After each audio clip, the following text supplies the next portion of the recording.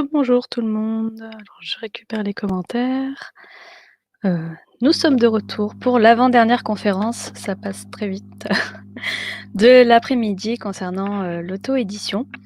Donc, merci à ceux qui sont toujours là, merci à ceux qui arrivent et qui interagissent avec nous.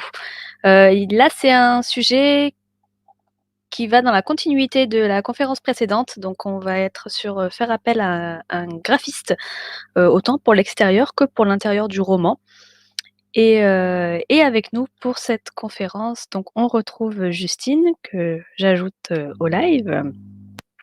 Et on a avec nous aussi Mylène, qui nous a rejoint depuis l'autre côté de l'océan. Bonjour. Bonjour Voilà, Mylène. Bonjour. donc n'hésitez pas à nous dire si vous nous entendez bien dans le chat, parce que c'est vrai que bon, quand on fait des switches d'invités comme ça, on ne sait jamais si les changements se passent bien. Donc voilà, donc on est ici pour parler pendant 1 heure de tout l'aspect graphique d'un roman. Alors on a parlé de la couverture dans la conférence précédente, mais là on va plus s'intéresser du coup à tout ce qui peut se rapporter au graphisme, à la mise en page, et je pense aussi au confort de lecture. Donc je vais vous laisser vous présenter rapidement. Donc bon, Justine, il y a peut-être des gens qui n'étaient pas là tout à l'heure, donc je te laisse recommencer. Alors, recommençons. Donc, moi, je suis Justine et j'ai créé il y a peu une agence de communication pour les éditeurs et les auteurs indépendants. Voilà. Donc, je propose tout un tas de services comme l'illustration, comme la distribution, comme la vidéo. Mais moi, je suis spécialisée de base dans la mise en page, parce que j'ai travaillé pendant 9 ans avant ça dans une société spécialisée dans la mise en page, donc je connais très bien les logiciels et tout. Et donc, j'ai fait notamment de la mise en page de Gemae, le roman d'Audrey.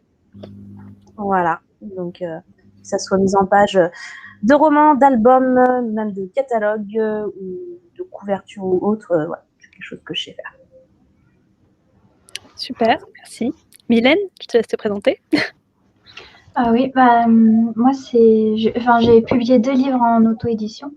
Puis j'ai une formation en infographie 3D. Mais c'est ça, c'est plus simple. Moi, je suis plus sur Word en mode simplicité, voilà. Oui, et c'est pour avoir les 2 aspects aujourd'hui que je vous ai invité, pour qu'on ait vraiment l'aspect. Team InDesign, Team Word. Voilà, c'est ça. Mais c'est important parce qu'il y a pas mal d'auteurs indépendants aujourd'hui qui passent par Word. Donc, c'est pour la simplicité, le Word. C'est ça. Voilà. C'est ça. Et puis c'est moins cher le prix du logiciel. Voilà. Oui. Adobe InDesign, c'est pas donné. Oui, mais en même temps, je pense qu'il y a aussi une méconnaissance du travail de maquettage. Oui, c'est ça aussi. Il faut se former aussi un petit peu pour parce que même moi, je voyais quand je faisais le travail sur Gemae, l'idée de faire appel à Justine pour la maquette, c'est venu très tard. Et je pense que je soupçonnais pas qu'il y avait autant de technicité et autant de détails, et surtout qu'il y avait des personnes qui étaient spécialisées là-dedans. Donc voilà, on va en parler pendant 1 heure là. Donc n'hésitez pas à poser vos questions dans le chat, on y répondra parce que c'est un sujet qui est parfois très flou. On va pouvoir parler de tout ce qui concerne le graphisme et la mise en page. Alors on va peut-être commencer soit par la mise en page d'une couverture au-delà de l'illustration, ou alors l'intérieur, comme vous préférez. Après, je pense qu'il serait peut-être bien, c'est de définir ce que c'est qu'un graphiste, parce que c'est hyper vague. Vas-y. Je suis pas une graphiste spécialisée, j'ai beaucoup bossé dans la mise en page, mais le graphisme, c'est beaucoup de choses. Je pense que Mylène sera d'accord avec moi. Toi, tu es graphiste 3D, du coup, de ce que j'ai compris. Il y a 36 millions d'amis, 36 millions de graphistes, en fait, différents. C'est ça. Voilà. C'est très varié. C'est ça. Donc, il y a des graphistes qui sont spécialisés plutôt, on va dire, dans le multimédia et dans le web. Par exemple, la vidéo, j'en fais un petit peu, mais de base, moi, je suis pas spécialisée multimédia. Des graphistes spécialisés dans le maquettage, dans la PAO. Voilà, donc c'est les graphistes qui vont faire notamment tout ce qui est mise en page, ceux qui vont faire par exemple des flyers, qui vont travailler même dans des sociétés pour faire des affiches, pour faire tout ce qui est communication, le packaging aussi des produits, tout ça.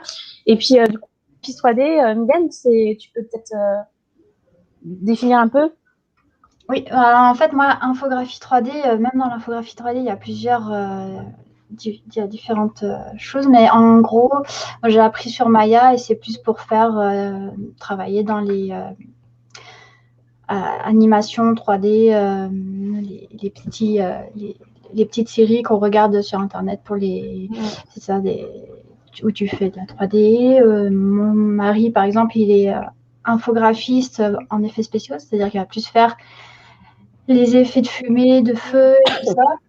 Et après, tu as les textureurs. Après, on peut... Ouais. Et après, tu as ceux qui font un peu de tout aussi. Donc, ça dépend dans quelle entreprise tu vas être pris.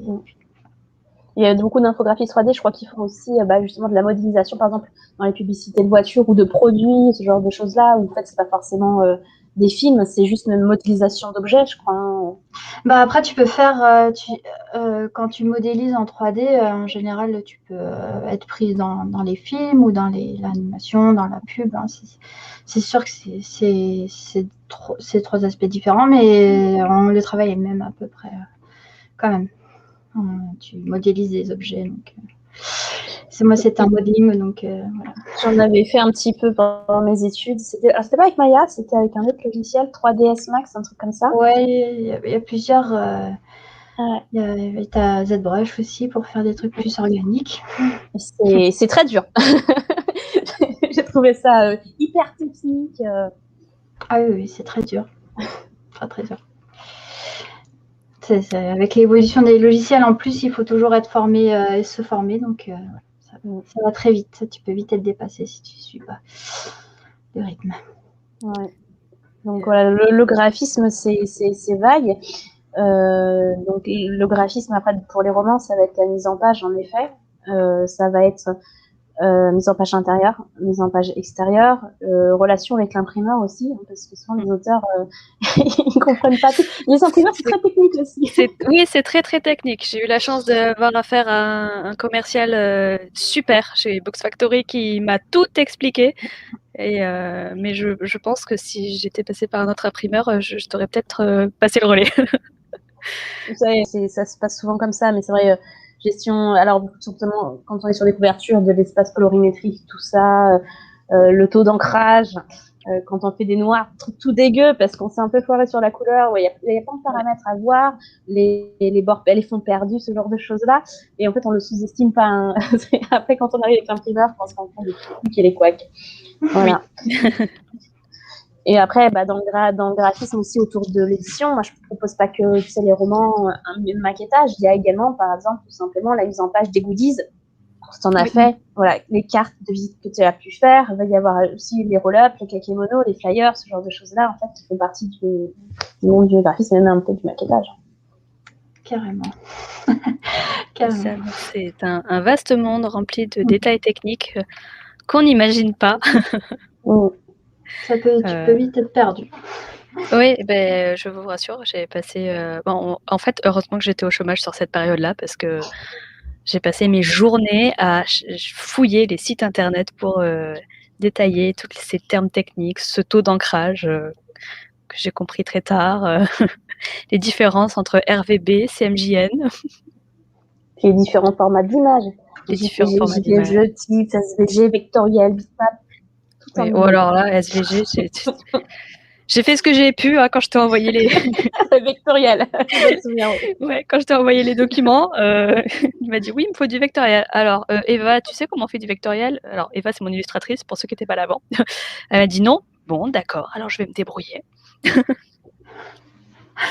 Donc voilà, il y a plein de spécificités techniques sur le graphisme et la mise en page d'un roman en général.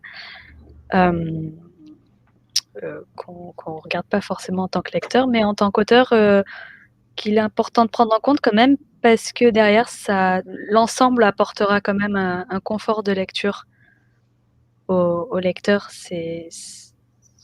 Franchement, entre un roman qui a été juste écrit, mis en page, j'ai plus le mot, quand le texte il est droit.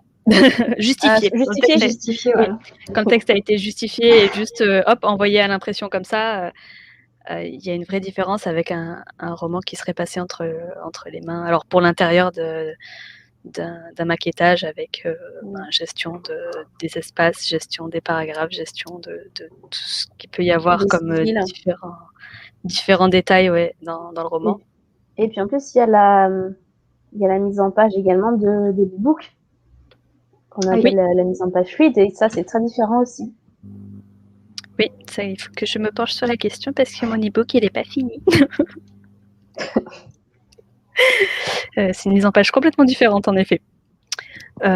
Donc voilà, donc du coup, alors maintenant qu'on a un peu défini, expliqué l'univers très flou, ce mysticisme qu'était le graphiste, on va peut-être du coup commencer. Alors on peut peut-être soit commencer par expliquer un petit peu les différences qu'il peut y avoir entre du travail sur une maquette extérieure avec une maquette. Bon, ça n'a rien à voir évidemment entre les deux, donc Audrey, couverture et page oui, intérieure. voilà, centrer peut-être d'abord sur la couverture et puis basculer sur l'intérieur. Alors sur la couverture, est-ce qu'il y a des codes, des choses en particulier auxquelles il faut penser Voilà. Vas-y, Mylène. Les marges.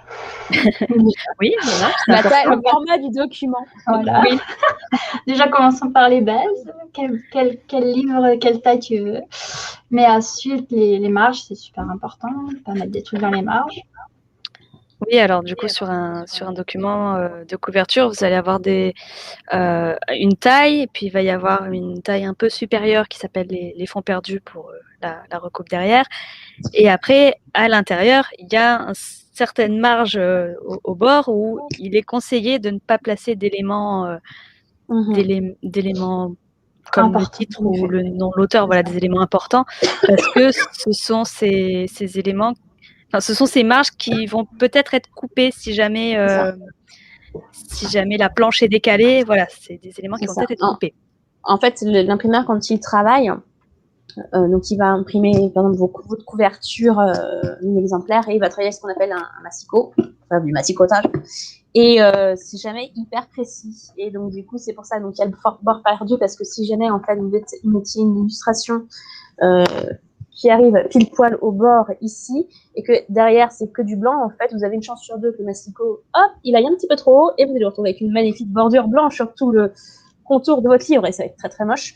Voilà, donc ça s'appelle le bord perdu, et en effet, inversement, le massicot peut trancher un petit peu trop à l'intérieur. C'est pour ça que les marges de sécurité sont là, et en général, on ne met ni éléments de dessin importants, ni texte entre les marges et les fonds perdus. C'est ça. Voilà. On a ces marges. Est-ce qu'il y a d'autres Sur la couverture, niveau, donc déjà, la couverture, c'est pas juste ça. Quand je vais abîmer ton livre, tu vas me tuer. C'est ça. Voilà. Hein. Celtique, c'est inversé. Première de couverture, quatrième de couverture, tranche. Et ça, c'est toujours le truc galère qu'on fait à la fin qui fait qu'on doit tout recaler, parce qu'en fait, à chaque fois, c'est l'imprimeur qui doit imprimer le livret d'intérieur. Ouais. Ça te parle, hein? Eva, elle a dû me détester. Je suis passée de 3 cm. Ah non, en fait, ça va être 2,5. Non, finalement, on augmente parce qu'on change le nombre de pages. Et puis, en fait, ah non, la maquette, finalement, elle est plus courte que prévu. C'est ça. C'est qu'en fait, donc souvent, on commence la couverture bien avant d'avoir fait imprimer l'intérieur. C'est important, ça prend du temps, une couverture. Donc, on a une espèce de pré-maquette, mais à la fin, on a toujours l'auteur qui revient en disant, bah tiens, ça fait tant de pages. Donc, c'est l'imprimeur qui nous dit, bah ça fait, je sais pas moi, 2 cm.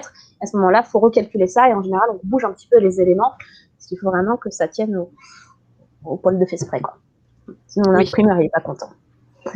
Oui, voilà. D'ailleurs, je voulais pas sortir, mais j'ai un exemplaire qui est tout décalé. Bon, alors c'est au niveau de la dorure. Je pense que la dorure a été décalée, mais du coup, on voit très très bien le titre là qui est vraiment collé au bord en haut. Ouais. Et si on n'avait pas laissé des petites marges de sécurité, le titre aurait débordé sur la quatrième de couverture. Mais voilà, des fois, c'est vraiment, comme dit Justine, au poil de fesse près. J'ai des expressions sympas comme ça.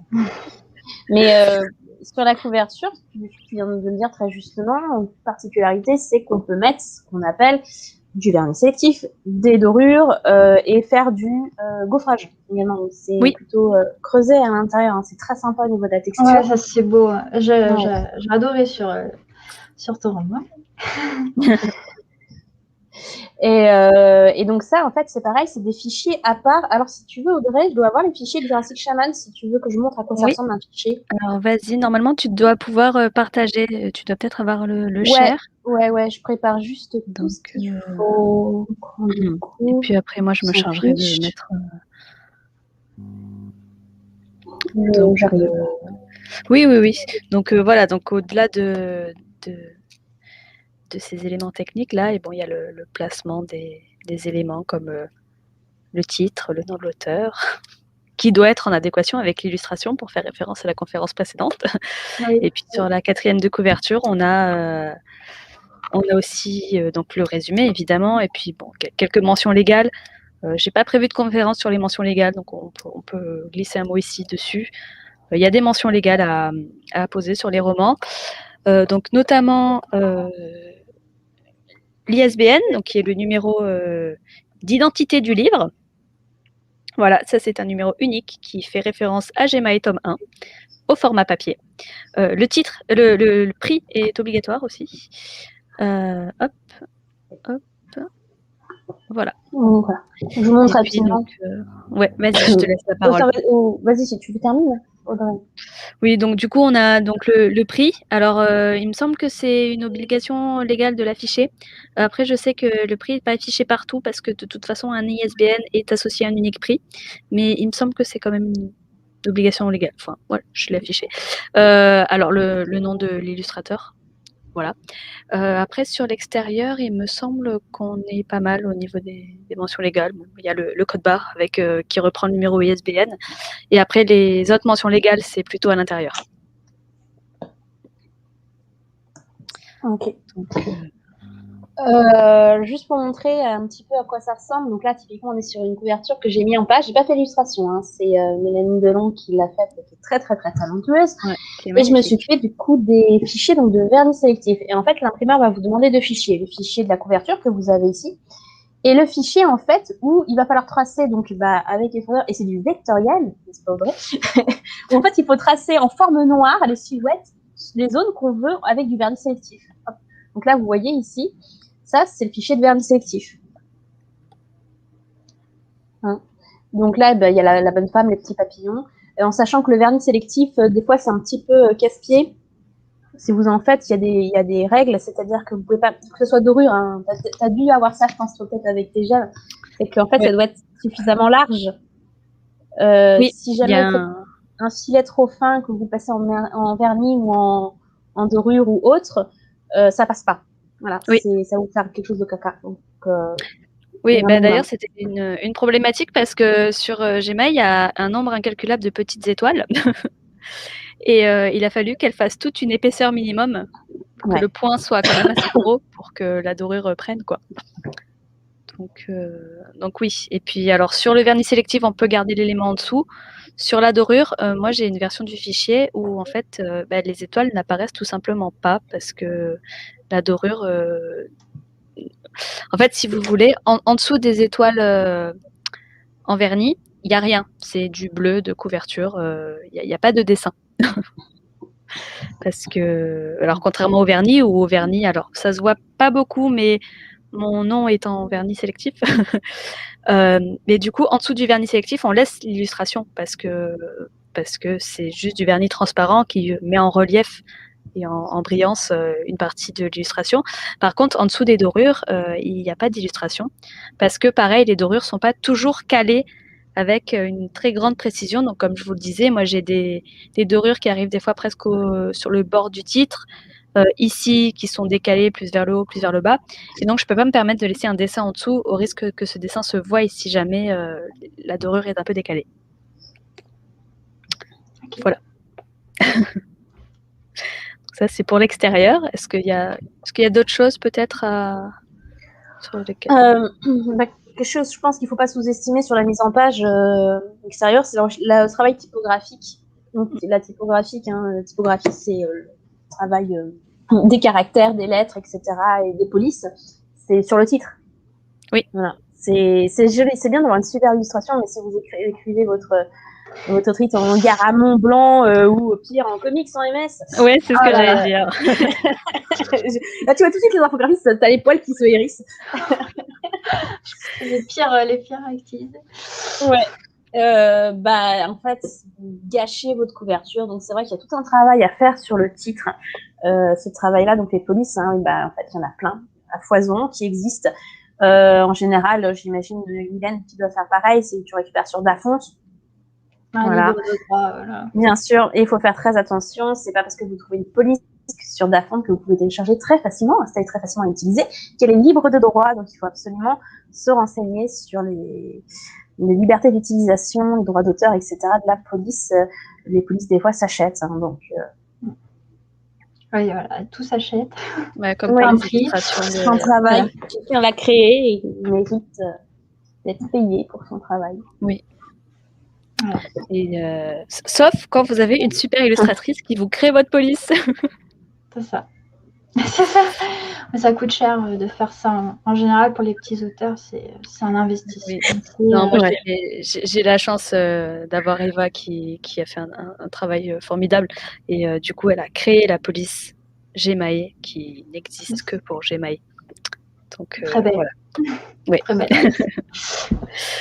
Donc, oui. Oui, c'est ça.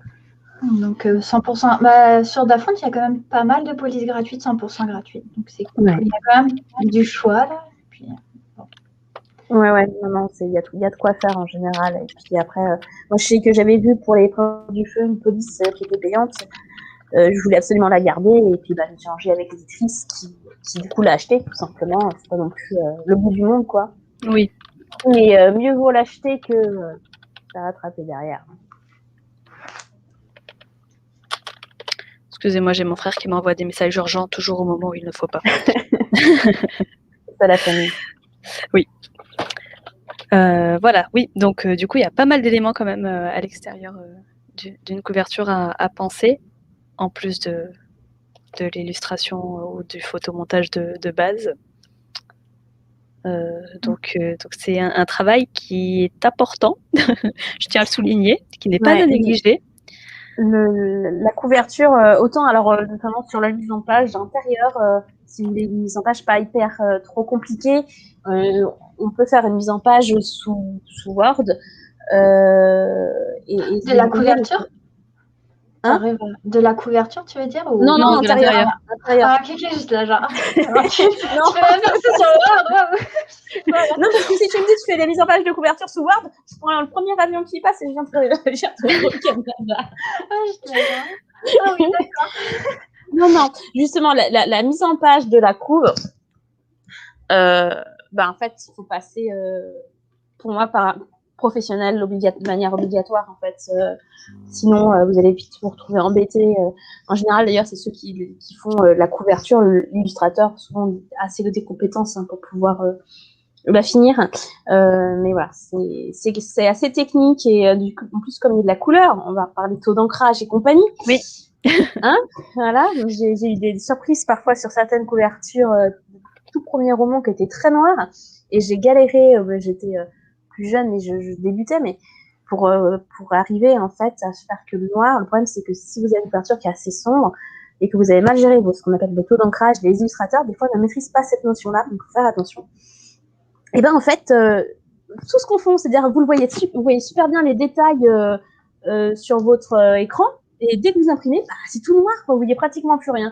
Et c'est que vous avez un souci de taux d'ancrage. Et ça, faut faire très très gaffe. J'ai déjà vu des romans dans des maisons d'édition, ils se sont plantés. Et quand tu imprimes 500 romans d'un coup, et que tu t'es planté sur les 500 romans, c'est moche. Et qui sort tout noir parce qu'il n'y a aucune nuance, parce que le taux d'ancrage n'était pas bon. C'est une catastrophe. Et c'est pas la faute de l'imprimeur, donc il faut faire attention à ça. Non, oui, c'est vrai. Ça, c'est un détail technique que j'ai trouvé aussi un peu au dernier moment où j'ai vite envoyé un message à Eva en catastrophe en lui disant le taux d'ancrage, t'as regardé le taux d'ancrage? Parce que oui, parce que c'est important pour avoir la fidélité des couleurs. C'est dur de vérifier, notamment lorsqu'on n'est pas forcément originaire d'illustration, qu'on n'a pas fait gaffe. Et ça, pour le coup, pour ceux qui l'ont, hein, il y a un système pour vérifier le taux d'ancrage dans InDesign qui est hyper sympa, qui permet tout de suite de voir les zones en fait qui ne passeront pas à l'impression. Ah ouais, ça c'est pratique. Ouais, je savais pas non plus. Ouais. Dans Photoshop, alors. C'est dans Photoshop, mais en fait, tu fais sous Photoshop, tu importes dans InDesign, et en fait, tu fais, montre-moi en gros les zones qui sont d'un taux d'ancrage supérieur à 300 ou 250 en fonction de ton imprimeur, et en fait, elles passent en rouge. Et tu vois tout de suite les zones qui sont en excès. Tu fais, bon, c'est si je retourne sur Photoshop et je me les refais. Oui, bah oui. Voilà. Ok, non, mais c'est beaucoup de détails techniques. Et ça, mais je pense que ça, c'est encore des choses qui sont très floues pour les lecteurs et pour les auteurs indépendants et même parfois pour les maisons d'édition. C'est pas un métier, c'est technique. C'est pour ça que je dis que là, pour le coup, pour la couverture, ça vraiment bien de passer par un pro. Ouais. Pour vraiment avoir une couverture avec un rendu fidèle à ce qu'on peut voir à l'écran avant de l'imprimer. Parce que l'écran n'est pas l'impression, ce n'est pas du tout. RVB, c'est MJN. C'est pas du tout le même système de colorimétrie. Non, oui. Et puis je pense qu'on a tous eu l'expérience de la photo prise qui était super sympa à l'écran, qu'on imprime et en fait, à l'impression, c'est pas du tout ça. Donc ça peut venir. Ça peut venir aussi du calibrage de l'écran. Hein, c'est quelque chose qui est aussi important. Mais ça peut venir aussi de tout ce qui va être taux d'ancrage, tout ce qui va être de ces petits détails-là. Saturation. Auquel on ne fait pas forcément attention au premier abord, mais que pour le coup, un pro contrôlera lors de la mise en page et du graphisme de la couverture ou de l'intérieur aussi, hein, puisque ça fonctionne aussi pour l'intérieur. Et du coup, au niveau des... on a une question de Kaiser qui vient d'apparaître. Donc du coup, vous faites la couverture sur Photoshop et ensuite la mise en page de la couverture avec le texte, nom, auteur, titre sur InDesign. Moi, oui. En général, c'est ce que je fais. C'est ce que je fais parce que en général ils veulent les PDF, c'est-à-dire qu'en fait c'est vraiment l'illustration est sur Photoshop, mais tout ce qui va être texte et compagnie c'est sur InDesign, et notamment parce que aussi à l'export des PDF, avec la gestion des bords perdus et compagnie, InDesign est complètement plus puissant en fait que Photoshop. Photoshop c'est un logiciel de traitement d'image. InDesign c'est le logiciel de mise en page. Donc en fait normalement on n'est pas censé placer trop de texte, ce genre de choses là, avec Photoshop en fait. Voilà. Donc c'est beaucoup plus sûr et en général on traite les images avec Photoshop, on importe les fonds dans InDesign et tout ce qui va être le texte de 4e, le traitement du titre et compagnie, ça se fait sur InDesign, sauf quand il y a vraiment des effets très particuliers ou que c'est vraiment fondu dans l'image le titre. Dans ce cas-là, oui, on travaille le titre sur Photoshop. Et typiquement aussi pour tout ce qui est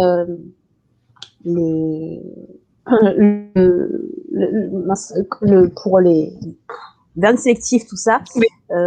Oui. C'est 2 PDF que je fais et que je mets l'un sur l'autre depuis InDesign. Oui, ok. Oui, parce que savoir définir les bonnes zones pour que ça colle quand même. Vous n'avez pas intérêt à vous planter. Ah ouais, non, pour que ça colle exactement. Et même quand ça colle exactement, parce que si je prends Jurachix, alors quand c'est nous qui le faisons, quand on est graphiste, on voit des petites erreurs que même l'auteur ne verra pas. Mais moi, j'ai fait donc du coup le vernis sélectif, je sais pas si on voit de Jurassic Shaman. Et en fait, ça colle, mais vraiment, mais au micromillimètre près. Et pourtant, en fait, à l'impression, c'est comme le massicotage, en fait. Malheureusement, ça repasse, en fait. C'est la couverture, ça repasse par-dessus. Il y a eu un très léger décalage. Pas grand-chose, d'1 millimètre, mais... ça me perturbe. Oui. C'est sur Gemae, notamment la ligne dorée au milieu du titre. Sur certains exemplaires, alors autant sur toutes les étoiles autour, ça se voit pas forcément. Sur le dos ici, on pourrait penser que le titre est vers le haut, mais que c'est fait exprès. Mais alors sur la ligne de dorure au milieu du titre, ça se voit tout de suite quand la planche de dorure a été décalée parce que c'est plus du tout centré. Et c'est quelque chose de très précis. Donc Donc bon, c'est sur un certain nombre d'exemplaires. Je pense que ça devait être les bords de planches d'impression où il y a dû avoir un petit décalage à Ça un se moment. décale, Et... c'est en fait lorsqu'il repasse sur la machine, les planches se décalent légèrement. Oui, voilà. Ça dépend. Comme quoi, des fois aussi, il faut regarder la qualité de l'imprimeur. Oui. Donc bon, là après c'est infime, hein. Franchement, j'ai trouvé 3 exemplaires dans ce cas-là sur tout mon stock. Donc Il y a toujours, voilà. de toute façon, hein, quand dans les stocks, même moi quand Oui. je travaille avec le Héron, etc. Quand dans le salon qu'on sort les livres, je vérifie et en fait, il y a très souvent des problèmes. Donc, c'est ça de décalage, de masticots justement qu'on coupait ou des fois en fait ça fait un truc tout dégueu. En fait, ça fait un mauvais coupage, Oui. voilà, et aussi la colle Oui. dans les brochets qui parfois a Oui, tendance oui. un petit peu à lâcher. Ouais. Donc oui, donc ça c'est aussi des détails. Bon alors ça c'est du coup pour la suite, hein, quand on sort les livres du carton, j'espère que les détails techniques, Alors, graphiques. pour les auteurs qui font ça, qui ont des problèmes comme ça, sachez que l'imprimeur, normalement, alors après, c'est à voir en fonction. Et moi, je sais qu'à chaque fois que ça nous est arrivé et qu'on a eu ce problème-là, l'imprimeur est tenu de rembourser les ouvrages, normalement, qui sont mal imprimés. La colle, décalage, hors problème du graphiste qui n'a pas su gérer ses calques, et le problème de masticotage, etc., sont à charge de l'imprimeur. D'accord. Ok. Ah bon, ça c'est un commentaire pour moi. Oui, on me le dit souvent. Oui, donc oui, c'est du millimètre près, c'est un travail de précision et donc c'est un travail à ne pas sous-estimer. Et ce travail est fait autant à l'extérieur qu'à l'intérieur au final, parce qu'une mise en page intérieure, c'est tout aussi important que l'extérieur, surtout en ce qui concerne le confort de lecture du lecteur. Enfin, moi, je pense principalement à ça, hein. Si j'ai un roman entre les mains qui a des superbes illustrations, mais que pour le confort de lecture, on repassera, j'aurais presque préféré qu'il n'ait pas d'illustration, mais qu'on ait fait attention à la taille de police, l'interligne, la les police espaces, utilisée. la police utilisée. Donc, Voilà, bon, un grand conseil à tous les auteurs qui font de la mise en page eux-mêmes, hein. On évite la fantaisie. Les polices chelous. Alors, si c'est bien en première lettre, j'ai plus le mot non plus. En lettrine. En lettrine, voilà. Mais bon, après, pour le reste du texte, on reste sur du C'est neutre. bien pour le titre du chapitre ou vraiment la petite. Des fois, il y a les. Toi, je crois pas combien, mais le titre du chapitre ou alors les petites infos qui en tout début de chapitre, la petite citation, des fois il y en a. Voilà, bon. Hein. Mais pour le texte, il faudrait rester sur une police très simple. Je sais plus si c'est ça, avec empattement, déjà, parce qu'on distingue les polices avec empattement et sans empattement. Donc, sans empattement, c'est quand c'est droit. Ouais. Je reviens, je fais de la pub. Jurassique, ouais. Jurassique, c'est sans empattement. D'accord. C'est où cette caméra? Voilà. Là, en fait, à l'intérieur du livre, on voit que c'est avec empattement. Oui. C'est-à-dire qu'en fait, on voit que des petits retours sur les lettres. Voilà. C'est beaucoup plus simple à lire lorsqu'il y a beaucoup de texte, des polices avec empattement, parce que ça lie la lecture. Oui. Oui. Ouais, moi, je suis d'accord. Donc, ouais, et donc du coup, alors Mylène, tu fais ta mise en page sous Word, principalement. Ouais. Alors, est-ce que tu veux nous expliquer quelques petites astuces que tu peux utiliser? Ouais. Alors, est-ce que tu as les images que tu m'as envoyées ou est-ce que tu veux que je les partage moi? Non, c'est bon, je les ai. J'ai ouvert mes trucs, c'est beaucoup plus simple. Ouais. Ok, du coup, tu peux partager l'écran si tu veux. Et puis, est-ce qu'on peut choisir l'écran qu'on partage? Oui, normalement, tu peux choisir la fenêtre. Oui, donc du coup, faire appel à... Alors, il y a beaucoup d'auteurs indépendants qui ne font pas appel à des professionnels pour la mise en page intérieure du roman. Alors, c'est possible de faire des trucs sympas avec Word. Après, je pense que ils y passent quand même pas mal de temps pour des résultats qui ont souvent des petits défauts de graphisme, justement, de mise en page, tout ça, au niveau du confort de lecture, mais on arrive quand même à des résultats qui sont assez sympas. Oui, c'est ça. Franchement, je suis restée dans le très, très, très simple. J'ai pas fait de trucs vraiment très, très complexes. À part... au final, j'ai... Enfin, alors, bon, je sais pas trop comment expliquer. Faut choisir le style comme on parlait de tout à l'heure du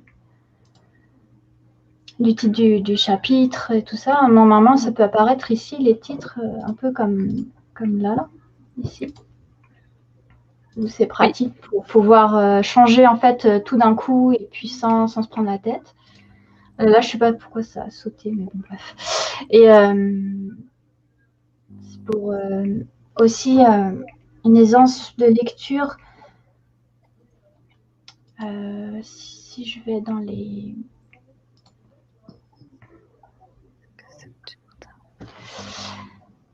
Pour une aisance de lecture avec enfin, je sais pas si vous voyez, mais les petits tirets ici pour pas qu'il y ait trop d'espace entre les paragraphes ou des choses comme ça. Il faut pouvoir... gérer l'interlettre. Oui, c'est ça. Donc, c'est possible avec Word d'arriver à des mises en page sympas comme ça. Alors, la lettrine, moi, je sais pas le faire. Par contre, je sais l'importance des styles de texte. Alors, un style de texte, c'est pratique pour ceux qui écrivent. C'est que si vous écrivez votre texte dans le même style, donc en haut, vous les voyez, hein, les carrés avec les AA, AB. Vous pouvez écrire vos chapitres dans un style et puis votre texte dans un autre style.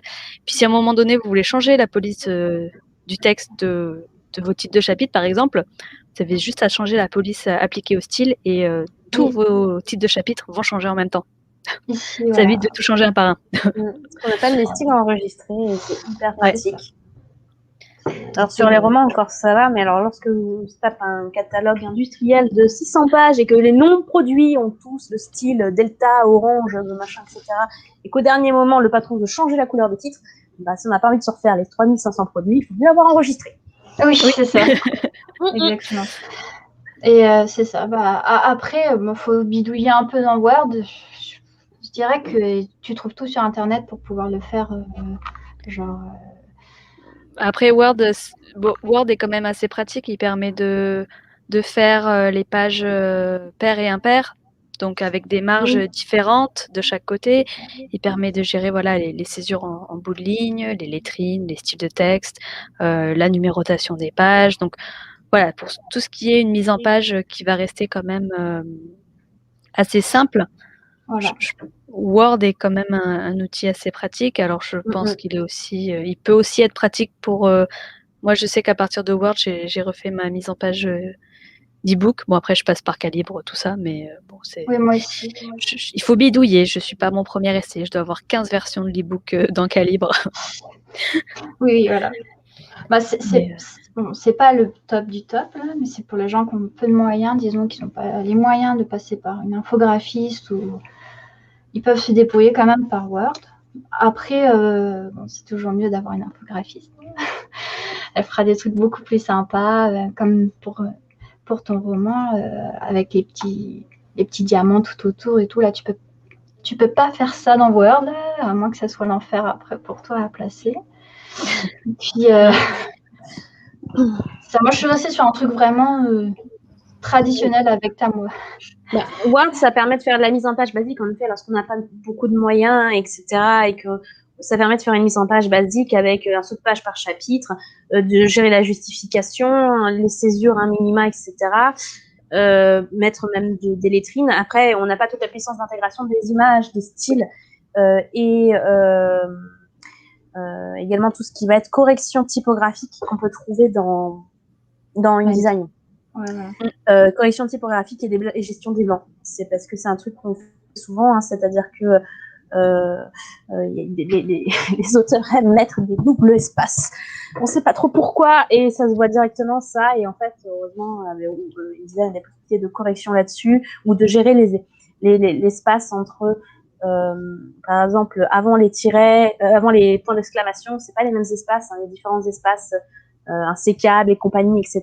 Et ça, InDesign justement a toute une possibilité de correction, en plus de aussi ce qu'on appelle les fameux gabarits de page qui vous permettent d'avoir les fameux contours, hein, comme tu as chez toi, Audrey. Voilà. C'est en fait ce qu'on dit souvent dans les infographistes PAO, c'est qu'en fait Photoshop c'est du traitement d'image, d'accord. InDesign c'est de la mise en page, donc on importe des images de Photoshop dans InDesign. Word pour nous c'est du traitement de texte, on écrit, mais c'est le logiciel de mise en page c'est InDesign, donc on importe le texte de Word à InDesign. Voilà, en fait, on peut aller beaucoup plus loin. Après, Word a beaucoup évolué. Il a vraiment essayé de faire évoluer ces systèmes de mise en page, qui fait que du coup, on arrive avec à faire des mises en page simples de romans, et on peut se dépatouiller en cherchant un peu, quoi. Voilà. Mais on n'arrivera jamais, bien entendu, à faire de la mise en page comme on peut faire avec InDesign, quoi. Non, pas fait bien pour. sûr. Non, Oui, c'est sûr. J'étais restée sur Word, et puis quand j'ai eu l'idée d'intégrer les décors autour, les en-têtes de chapitre, tout ça, on se rend bien vite compte que c'est trop compliqué avec Word. Non, tu le fais pas avec Word. C'est pas possible. Ouais. C'est tout simplement pas possible. Les petits trucs hyper sympathiques, les petits détails. Enfin, moi, à chaque fois que j'ai un roman dans mes 30 pages avec le Héron d'argent, il me trouve des trucs. J'ai eu un roman où en fait chaque chapitre faisait 2 pages, donc j'avais je sais pas 60 chapitres. Enfin bref. Une autre où elle parlait de non, c'est pas Jurassic Shaman, si, c'est ça, où elle parlait de dinosaures, et en fait à toutes les pages elle mettait des astérix avec les notes de bas de page. Que du bonheur. Ah, ça c'est ouais, quand il y a trop de notes de bas de page, alors en tant que lecteur c'est pas facile, mais alors en tant que pour la maquette, je pense que c'est tout aussi compliqué. Après il y a des astuces, quoi. Non, quand j'ai vu ça, j'ai fait non, bon, c'est pas grave, on y va. On a une question qui nous demande: est-ce qu'il faut mieux éviter ou non la césure pour une bonne mise en page? Il faut laisser la césure, bien sûr. Il faut laisser la césure, c'est très important, notamment lorsqu'on veut justifier, sinon vous allez vous retrouver avec des espaces entre les lettres qui sont très laids. Donc il faut absolument laisser la césure. Par contre, alors je sais pas si c'est possible sous Word, hein, mais sous InDesign, la césure se contrôle, et on lui dit tu peux couper les mots qui font plus de tant de lettres, et seulement si tu laisses 3 lettres avant, etc. Donc oui. la césure se paramètre. Oui. Alors sous Word, je crois que l'outil est pas aussi puissant. Là, tu peux, en fait, tu fais genre coupure de mots. Ouais, je crois que l'outil est pas aussi puissant. Tu peux juste définir combien de césures maximum tu accordes par page, pour pas qu'il y ait des mots coupés à chaque fin de ligne, quoi. Non, en fait, là, tu peux le faire manuellement maintenant. Là, tu dois le faire sur chaque mot que tu veux faire. Oui, normalement maintenant. Alors attends, putain, je sais plus le faire forcément. Mais par exemple, là, si j'enlève celle-ci, que je crois que je peux faire. Non. D'accord. Ouais, c'est de manière plus ou moins un peu manuelle, en fait. Ouais, c'est ça. Oui, là où InDesign, en 2 réglages, tu vas lui dire. En fait, d'importer le texte. Tu choisis où est-ce qu'il va être, et là, tu fais OK. Voilà. D'accord. Et tu peux faire ça, par exemple. Bon, voilà, j'avais déjà fait, mais voilà, tu peux choisir. Après, sous InDesign, pareil, on revient une fois qu'on a tout mis en page, etc.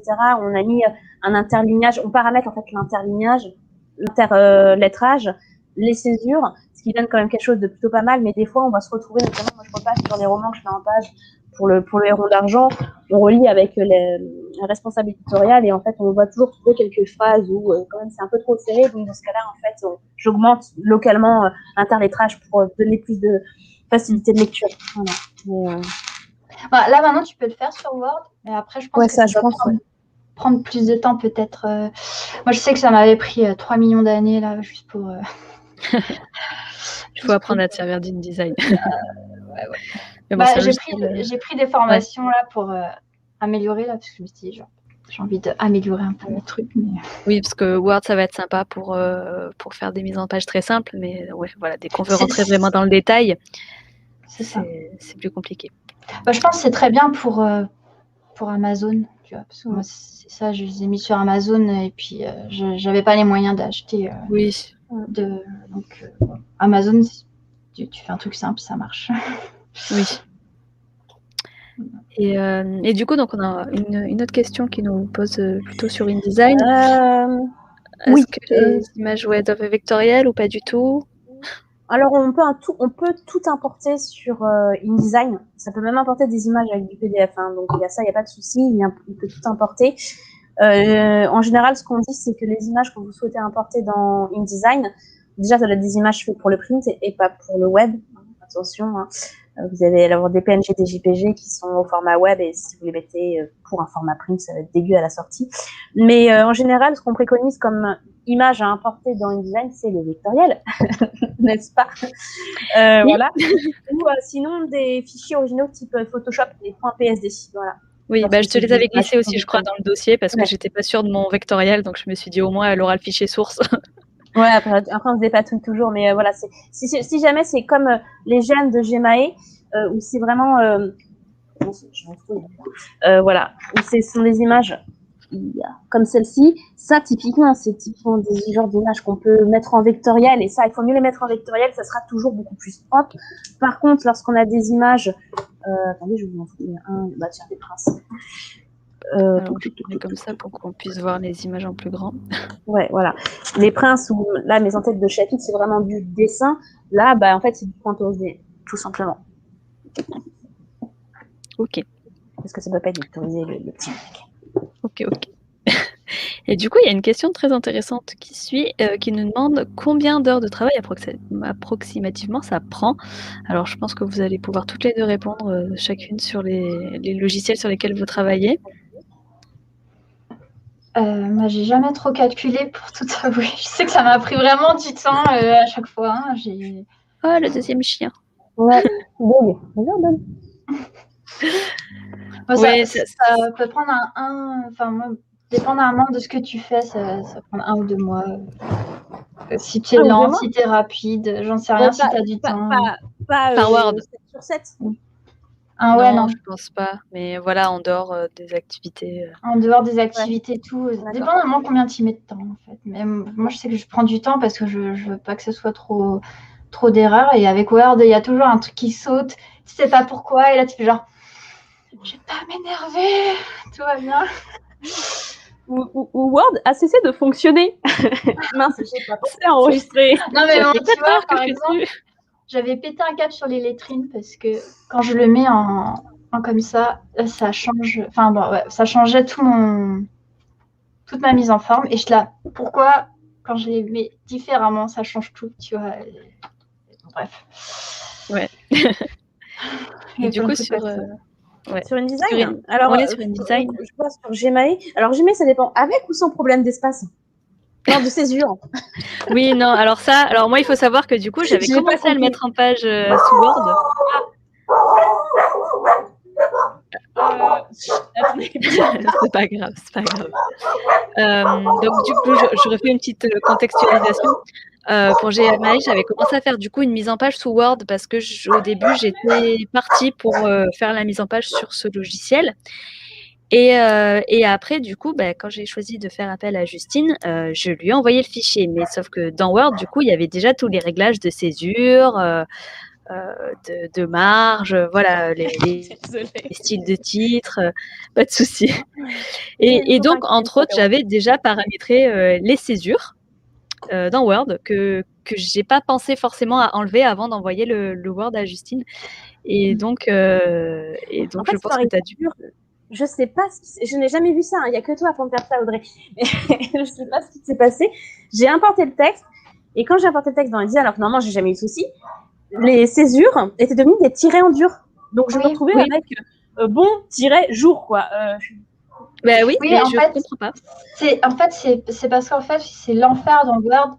Quand tu mets les césures, quand tu veux les enlever, c'est l'enfer. Tu dois le faire à la main pour chaque truc. Tu peux pas les enlever en fait automatiquement comme tu aurais pu en mettre plein, tu vois. D'accord. Parce que j'ai eu ce problème là. Voilà. Donc, je vais référer pour le tome 2. Si jamais vous voulez travailler avec un auteur qui bosse sous InDesign, laissez les césures telles quelles. Vous faites pas chier, ça Ouais, mais bon, ça au dernier moment. ça s'est bien passé. J'ai retiré toutes les césures à la mano. Et donc, en fait, alors moi, je suis déjà, je compte en horaire, hein, comme quand je fais des tarifs, c'est par rapport au nombre d'heures que j'y passe. Un livre comme Gémaré, c'est environ je pense entre 12 et 14 heures de travail à peu près. Voilà. Après, c'est parce que ça varie, c'est-à-dire que c'est pareil. En fait, là-dessus, moi, je fais des temps mais j'adapte mon temps en fonction du besoin. Toi, tu m'as fourni les images. Alors, je t'avais fait 2 propositions. Oui. De mise en page. Donc voilà, il y en a qui veulent non, c'est juste une proposition, d'autres qui en veulent 3, voilà. Il y avait des illustrations intégrées à l'intérieur. Il y avait également une page de remerciement, des petites pages de publicité à mettre un petit peu en page. Et il y avait voilà le contour, mais là, hop, Audrey me fournissait les images. Alors que par exemple, quand je suis sur du héron, les contours, tout ça, ou les entêtes de chapitre, celle-ci elle est moche, c'est pas grave. En fait, c'est moi qui les trouve ou qui les fait. Donc du coup, ça dépend. Mais ouais, sur du Gmail, je sais pas exactement, je le dis. Sans l'histoire des tirets, je pense que j'ai aux alentours de 12 heures, à peu près. Ouais, voilà. En étant tout en dessus, je pense que c'est pas plus long sur Word. C'est juste que moi, je mets 3 millions d'années à me mettre dessus. On me dit ah putain, c'est pas envie de le faire. Tu te concentrais essentiellement sur le texte, alors que Justine Autour, elle a pu intégrer toutes les oui, ajouts puis il y a graphiques. la phase de recherche de pistes aussi. Ouais. Je compte vraiment la phase où c'est plus long en général. Après, t'as la phase rébarbative, une fois que tu as validé ton premier chapitre, ok, on est d'accord, c'est ça ton tête de chapitre, ok, on est d'accord, ça ton contour, bah, tu as la phase rébarbative, et hop là, je coupe le premier chapitre, tac, tac, tac, tac, le deuxième chapitre, et tu descends on appelle couler le document. Oui. Voilà. Oui, du coup, c'est quand tu fais ajouter une nouvelle double page, tu as tout de suite le gabarit avec... C'est ça, ouais, tu prépares en fait en amont comme les styles, c'est-à-dire il y a les styles dans Word, je sais qu'il y a comme dans le design, les styles de ton titre, tu prépares en amont tes styles de titre, tes styles de chapitre, tes styles de machin, et ben sous Word, tu prépares tes styles de page en fait. Ouais. Tout à fait. Et du coup, tu fais des recherches pour trouver des éléments graphiques. Donc, alors, quel type tu as les mises en page dans les coins, les en-têtes de chapitre. Ouais, en-tête de Qu'est-ce qui t'est arrivé de faire sur des romans? Alors, en général, de règle générale, donc ça dépend. Il y en a qui c'est que les en-têtes de chapitre et tout. Donc, par exemple, le héron classique. Attends, je suis ici, c'est pas mon préféré. Attends, raconte une j'aime bien. Hop là. Celui qui a 46 chapitres à suite. Donc, en général, il y a ce qu'on appelle les décors, les contours de page, en fait, hein, donc qui vont venir au fil de l'eau. Il y a les images, des en-têtes, des en-têtes de chapitres. Waouh, ouais. Voilà, clac. Ça, et puis après, il y a, par exemple, alors moi je fais aussi avec le héron, c'est moi qui m'occupe de toutes les recherches typographiques des titres, et puis des petites illustrations. Je fais tout le travail typo, l'intégration de la marque en page. Donc, je fais pas mal de recherches sur Dafont pour les polices. En fonction, je change pour chaque. Là, c'était les Venise, donc je fais un truc qui fasse un peu baroque. Enfin voilà. Et pareil, donc pour le héron d'argent, ce sont souvent des images particulières avec des effets un peu gravures. Ils adorent ça. Donc en règle générale, je vais les chercher soit sur des banques d'images graphiques, soit je les achète sur Adobe Stock. Voilà. Alors après là, par exemple, typiquement. Je sais pas si on voit. La liane, en fait, j'aurais jamais réussi à trouver. Et en fait, il y a un effet craquelé dessus. Oui. Et en fait, du coup, là, c'est des images que j'ai retouchées. C'est-à-dire que j'ai acheté la liane en format vectoriel. Et après, hop là, on va peut-être ici. Voilà. Et en fait, j'ai dû retoucher pour avoir l'effet craquelé qu'on trouve partout dans le roman pour avoir une homogénéité. Voilà.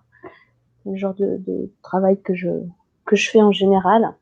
Après, comme les princes, par exemple, bien entendu, un petit peu chose où je me suis éclatée. Là, c'est plus des illustrations où c'est moi qui les ai faites. Oui, qui sont très jolies. La faux. Ouais, donc là, ça, c'est moi qui les ai faites. Donc ça dépend en fait des romans, mais soit je fais moi-même les illustrations, forcément c'est plus de temps. pas le même prix, et soit sinon c'est des recherches graphiques, ou alors comme toi, Audrey, c'est toi qui me les amènes, donc forcément ça me retire du temps de travail, quoi. Ok, ouais, mais c'est vrai que ça apporte un autre confort de lecture et Ouais, moi, vraiment une autre j'adore, expérience. je trouve ça magnifique, ce que tu fais. Bah, ouais, non, c'est vrai que Merci. ça apporte une autre expérience de lecture et c'est important quand même, en tant que lecteur d'avoir envie de replonger, entre les pages du livre. Si on sait qu'en ouvrant le livre, on va encore galérer parce que à lire parce que la mise en page est pas top, parce que le confort de lecture n'est pas là, ça a rien à voir avec un roman où on sait que quand on va ouvrir le roman, on Ça fait des va petits tourner les bijoux, hein. pages avec plaisir, voilà. Moi, j'aime Ouais. beaucoup faire des romans vraiment au niveau de la même, rien qu'au niveau de la mise en page des petits bijoux. Moi, je me suis éclatée avec le tien, parce que j'ai beaucoup aimé, et je me dis, putain, ça c'est top en fait. Je suis tombée dessus en cherchant. C'est l'effet argenté. Je trouve Ouais, ça. non, Parce il que rend super bien je me et disais, il mais mince, fait on est bloqué par le noir et blanc, ça m'embête et tout. Et du coup, en fait, l'effet argenté, ça marche bien. eh ben écoute, il en jette et il fait son effet parce qu'il a été très remarqué. Donc voilà. Donc voilà. Et on va prendre la dernière question de Kaiserka parce qu'il est 7h-5 quand même. Mais du coup, vous relisez le texte pour faire la mise en page. Alors, non, toi, tu n'as pas lu le texte en entier. Non, c'est pour ça que je te l'ai demandé après. Oui. Mais, Non, voilà, c'est trop ton long. travail, c'est vraiment La mise en page. sur la mise en page, ça va vraiment être du copier-coller par chapitre, quoi. Moi, quand je t'envoie le texte, il doit avoir été corrigé, il doit être finalisé. C'est ça. Si je veux le lire, après, ça sera sur mon temps personnel. Mais quand je fais de la mise Ouais. en page, c'est mon temps de travail, donc je vais pas, forcément, je vais avoir beaucoup plus de temps si je lis. Je vais pas facturer ça au Oui. auteur. Et Mais bon, voilà. mais d'où l'importance pour l'auteur aussi de vraiment prendre le temps, une fois qu'il y a eu la version 1 de renvoyer, de relire le roman. Donc moi, je sais pas si je t'avais montré ou pas. J'étais allée l'imprimer pour avoir, pour pas Oui, mais il faut. C'est ce qu'on appelle les m'abîmer les versions. yeux, quoi. Ouais. Et donc c'est le moment où l'auteur peut repérer les dernières petites coquilles s'il en reste, quelques soucis de mise en page. Donc je crois que je t'avais fait remonter une liste de tout ce que j'avais pu repérer. C'est ça. Et j'avais notamment repéré qu'il manquait la moitié d'un chapitre parce que le copier-coller a dû foirer. Ça arrive aussi. Donc il faut toujours vérifier. Moi, quand je travaille sur de la mise en page, c'est toujours la même façon. Donc déjà, validation, ce que j'appelle d'un test en général, c'est sur les premières pages et sur le premier chapitre pour faire valider le style graphique, les en-têtes, etc. Donc, il peut y avoir plusieurs pistes. Tu en avais pris 2, mais par exemple, ils en prennent qu'une seule, tu vois. Donc là, je t'avais fait valider. Je crois que je l'avais. Attends. Ah non, peut-être pas. Ah si, test de mise en page. Je peux montrer ton test de mise en page Oui, vas-y. Vas-y. Alors, je vais juste. Hop. Je regarde juste. Hop là.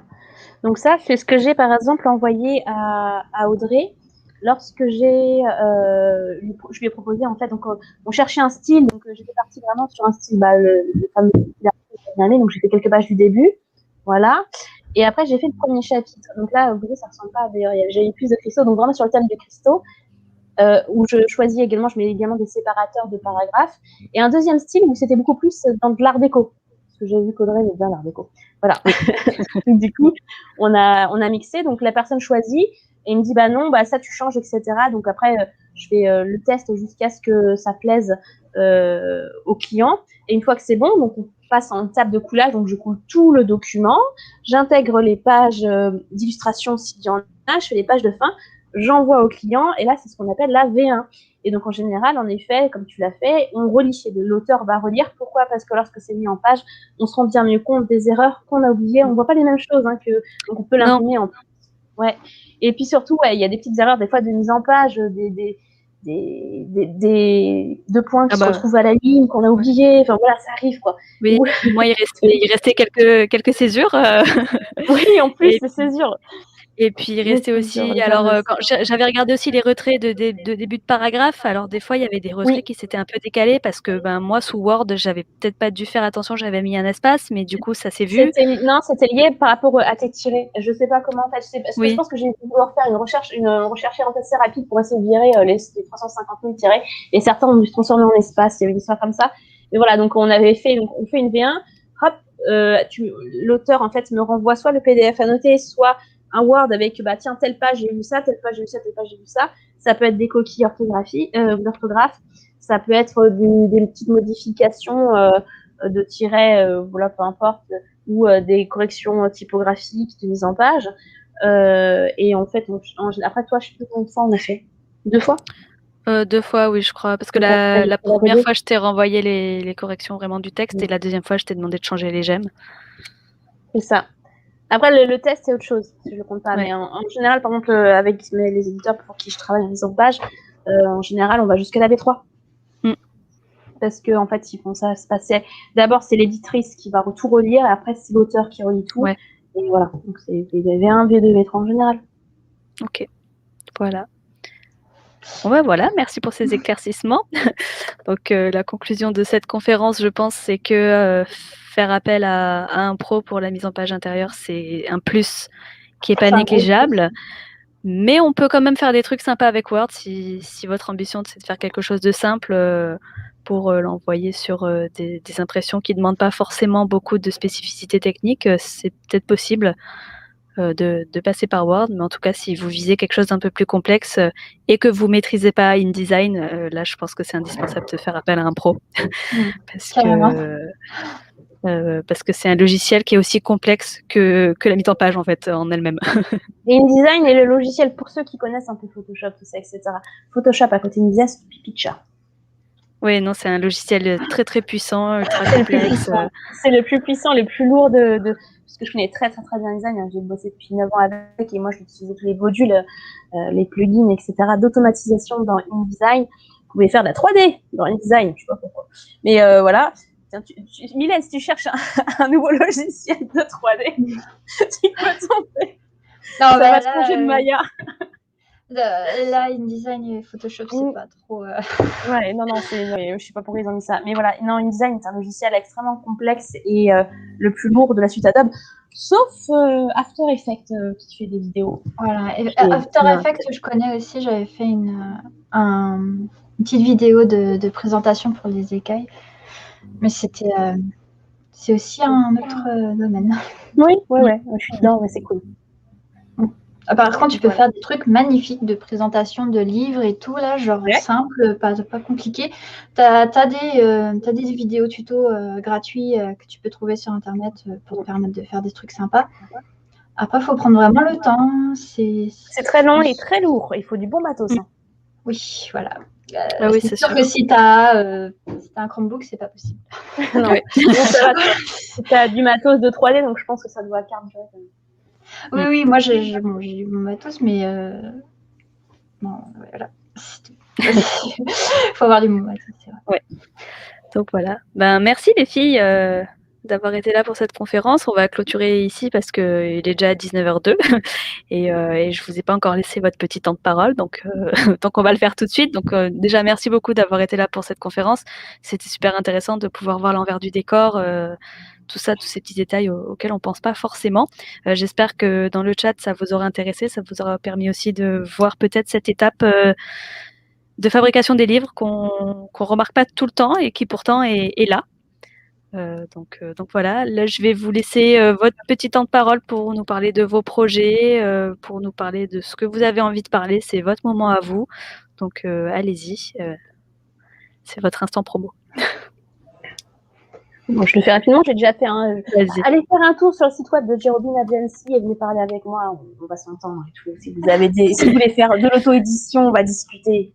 Voilà, si vous avez des projets d'illustration, de mise en page, de book trailer, allez faire un tour sur son site internet et vous aurez des extraits de ce qu'elle a pu faire et vous avez le formulaire de contact. Voilà. À toi, Mylène ? Moi, c'est de l'auto-édition, donc je n'ai pas trop de choses à proposer. Mais sinon, pour mes romans, c'est pas mal avec les éditions de Drylune que je fais mes romans assez simple. Mais là, en découvrant le roman d'Audrey, j'avais très envie de pousser plus loin, donc j'ai pris des formations pour pouvoir me débrouiller sur InDesign justement et Illustrator et tout ça. Tu as aussi un tome 2 qui sort aux éditions de la Caravelle en juin. Oui, c'est ça. Donc le tome 1 de la saga Les Écailles de l'âme est sorti en décembre. Et là, ton tome 2 sort là en juin. Donc pareil, alors je vous mettrai tous les liens des réseaux, des intervenants et également des projets à venir en barre d'infos, dès que j'aurai fait la barre d'infos, probablement dans la semaine, parce qu'il va y avoir un paquet d'informations à mettre. Mais vous pouvez retrouver tous les liens. Donc là, je vous ai mis quelques liens en commentaire, mais ce sera disponible en barre d'infos pour ceux qui la regarderont en replay. Donc voilà. Je vous remercie d'avoir été là pour cette conférence. Merci à toi. Qui m'ont suivi dans le chat. Et puis, je vous souhaite une bonne soirée. On se retrouve demain, Audrey. On se retrouve demain, c'est ça. Donc, Justine qui revient pour une 3e conférence. Cette fois-ci, on parlera diffusion et distribution. Donc, voilà. Bonne soirée. Bonne soirée. Et puis, bon après-midi à toi, Mylène, parce qu'il est, il est 1h de l'après-midi. Oui, il est 1h d'après-midi, j'allais manger. Bon appétit. Merci. Bon appétit, Mylène. Au revoir à tous. Au revoir, Audrey. Ciao. Donc, merci d'avoir suivi cette conférence. On se donne 10 petites minutes de pause avant la dernière conférence de la journée. Merci Ziggy pour la conférence. Je suis super contente que ça vous intéresse cet après-midi en tout cas. Donc, nous, on se retrouve à 19h15 pour la dernière conférence de la journée. Et ensuite on clôturera cette première journée de conférence. Alors, on se retrouve dans 10 minutes du coup pour choisir son mode d'impression. Donc, ce sera avec Morgane Stankiewicz, autrice et éditrice chez Noir d'Absinthe et plus largement artiste. Et également Morgane Duménil, qui est autrice indépendante, influenceuse littéraire sur le blog Ivre de mots. Donc, on se retrouve d'ici 10 minutes. En attendant, n'hésitez pas à aller participer au concours pour tenter de remporter un exemplaire papier dédicacé de Gemae ou une enveloppe de goodies. Donc, je vous remets le lien en commentaire très vite là. Et vous pouvez également vous procurer, si vous n'avez pas envie d'attendre le tirage au sort, le roman sur la librairie Jeune Pousse. Voilà. Donc moi, je vous laisse avec les petites animations d'entre conférences et je vous retrouve dans 10 minutes.